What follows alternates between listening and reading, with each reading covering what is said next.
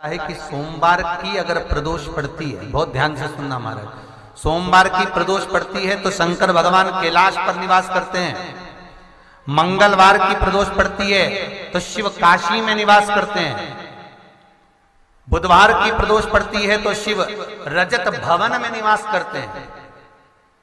गुरुवार की प्रदोष पड़ती है तो शिव गंगा के स्थल पर निवास करते हैं। शुक्रवार की अगर प्रदोष पड़ती है तो शिव नीलकंठ पर विराजमान होते हैं।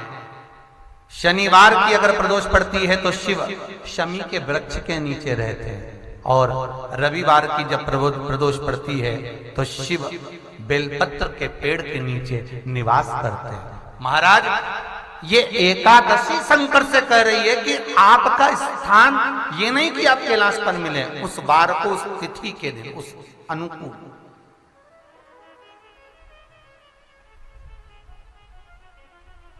हमारे यहां कहते हैं सोमवार की जो प्रदोष पड़ती है वो इच्छा पूर्ति करती है।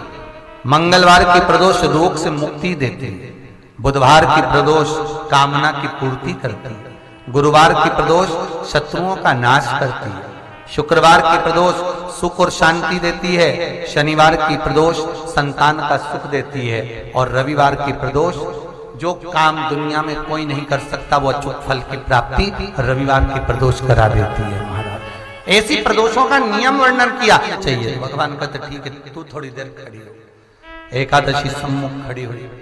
पार्वती जी ने जिस अंगुष्ठ का जल पीने के लिए लिया था हाथ में, बस पीने ही वाली थी, शंकर भगवान ने वही हाथ में जल लेकर एकादशी के हाथ में उसको देकर कहा, ले, ये मेरे द्वारा निर्मित एक व्रत है जिसे त्रयोदशी के दिन तूने मांगा है, मैं तुझे देता हूं।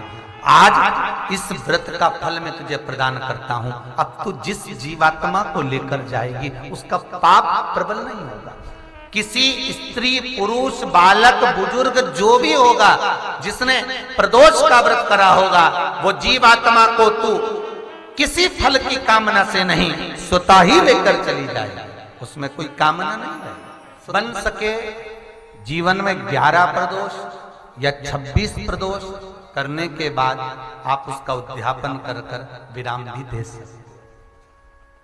पर जीवन में एक बार प्रदोष का व्रत मौका मिले, जिस कामना से, जिस दिन का भाव आपके मन में आए कि मुझे रोग से मुक्ति पाना है तो ये प्रदोष मुझे करना है, मैं और रोग मुक्ति के लिए, हम मंगल, जो भी आपके मन में आ रहा है, संतान प्राप्ति के लिए शनिचरी प्रदोष, आप उसका स्मरण करें।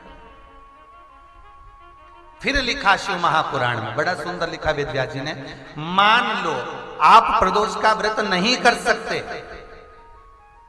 आप अगर व्रत नहीं कर सकते तो प्रदोष के दिन, प्रदोष काल में शाम का समय सूर्यास्त का कुछ पल, कुछ घड़ी के पहले से लेकर बाद तक का प्रदोष काल के अंतर्गत आप शंकर जी के मंदिर में जाकर 1 लोटा पानी, 5 बेलपत्र भी अगर समर्पित करते हैं तो संपूर्ण प्रदोष का फल आपके भाग्य में प्रबल हो जाए। शिव महापुराण में इसका